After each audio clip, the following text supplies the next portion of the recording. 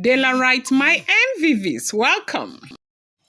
The palace of the Ooni of Ife is alleged to be shaking as Oba Adefunmi's daughter started explaining what happened in the United States of America.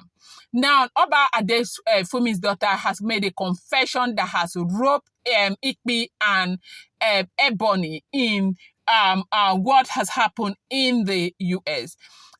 From what we are hearing, if the information is true, they said the lady stated that Igbi and Igbi and Ebony, they've always had a relationship with her aunt. That's that woman that has been arrested. That most times this would not be the first time. They have called her to try and arrange stuff right there in the US for them and all of that. And they said the aunt has a very close ally, the aunt is a very close ally to Ebony's aunt. Now, you remember that 3 weeks or 4 weeks ago where this thing started, where they were saying Kabiyesi wanted to bring a princess into the palace of the Ooni of Ife, where they had gone to go and meet Naomi to tell Naomi that Naomi will see if she's that important, as Kabiyesi is bringing in a princess from Oyotunji community, a beautiful princess. The girl is actually beautiful, really, really stunning, like beautiful girl and all of that. They said that information that they gave to Naomi at that time was meant to irritate Naomi out. Remember that things were looking good between Ooni of Ife and Olori Naomi until Dr. Elizabeth came in. That last blow was what broke the camel's back again, that Naomi went on papers to say she was never returning back to the palace. And so they were thinking that by the time this would happen, Naomi was going to go and misfire again and something was going to happen. That was what they wanted for Naomi, and that was what they expected of Olori, Dr. Mrs. Ogonse. And so they made arrangement with that woman, the aunt, that has been arrested. And they said it was Ebony's aunt that made that arrangement, and they sent money to the aunt, telling the aunt that the aunt should make arrangement for Kabiyesi to take this lady, Tolu, and to ask for Tolu's hand in marriage. Now, you do know that Kabiyesi has got a very good relationship with Oba Adefunmi, and Oba Adefunmi is as young as Kabiyesi. With due respect, of course, Kabiyesi would be 50 in October, but Oba Adefunmi passed on at 47, okay? So these are young men who are always talking and laughing, and Oba Adefunmi also is a believer of, as in he's really a traditional Yoruba man, though he was born, raised in the US. The father, Eugene King, Walter Eugene King, grew up in the US being a full traditional Yoruba man. For those of you who may want to go and study about the Oyotunji village, Oyotunji village under the reign of Walter Eugene King, the children were not allowed to go to school. They were schooling inside the village. And do you know the kind of education that they were giving them? They were giving them their traditional education, Ifa education, traditional Yoruba, knowledge was what they were being taught. The reason happens to be that under the reign of Walter Eugene King, who happens to be the father of the king, that is Oba Adefunmi, that just passed on now, the man had already been tired, exhausted with slavery.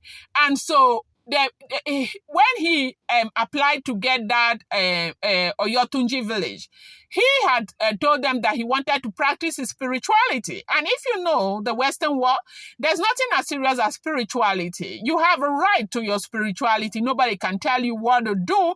And they approved that Oyotunji village for Walter Eugene King. And now the children that were bedded in that village were not allowed to go to school outside. Everything they did was all about the Yoruba culture, custom, tradition, and everything. It was when civilization, like when they gave birth to people like the Adefunmi, and Adefunmi started growing up, and after he took over, civilization started getting into that village because people and children started growing. They were agitating to go out and see the world outside Oyotunji. Oyotunji was a place where other people were even afraid of coming in there because people thought that they were practicing voodoo at the time. Yeah, people thought they were practicing voodoo. They didn't know that it wasn't voodoo. It was a religion called Ifa. Americans would not go inside that village. They were so scared. It's Oba Adefunmi that started enlightening them, letting them know that look, oh, this is our custom, this is our religion. It's not voodoo. Oh, it's not voodoo. Okay, and so now, so that was me trying to give you a background of what these people are. And so now basically Adefunmi, Oba Adefunmi that just passed on is a typical Yoruba man, like typical, the real like traditional Yoruba man, okay? And so who believe in his ancestors, his gods, and all of that. So they said the aunt was trying to get Tolu married to Kabiyesi, and so the aunt initiated, brought that initiative to the Oba. Oba said, "No, you can't do that to my daughter." They said Tolu is very close, very very close to the Ooni of Ife. I mean, Tolu was the closest daughter to the father. Oba Adefunmi has got, I think I stand to be corrected, about 16 princesses and about maybe 4 or 5 princes, okay? So these princesses are spread around America, then North America, Canada, and all of that. And so, as a matter of fact, he has got grandchildren already, okay? And so, the sister brought this initiative, and the father said, "No, you can't. Though we are Africans, Yorubas, but we are Americans. You cannot tell her what to do. You can't tell my daughter. You can't force my daughter. You can't go into some kind of arranged marriage with my daughter." And this whole thing, Kabiyesi had nothing to do with it. Nothing to do with it. It was when the father shunned that idea that they brought. In fact, as a matter of fact, immediately they sold that initiative to their aunt. They now quickly went and started taunting Olori Naomi with it that they were going to bring her another wife from the Oyotunji clan. And that was something that Blow on started. That is, if this information is true, do not forget these are all alleged, rumored, speculated, no be myth or calm information. These are not first, second, third, fourth hand information. I do not live with these people. These are information making the rounds on social media.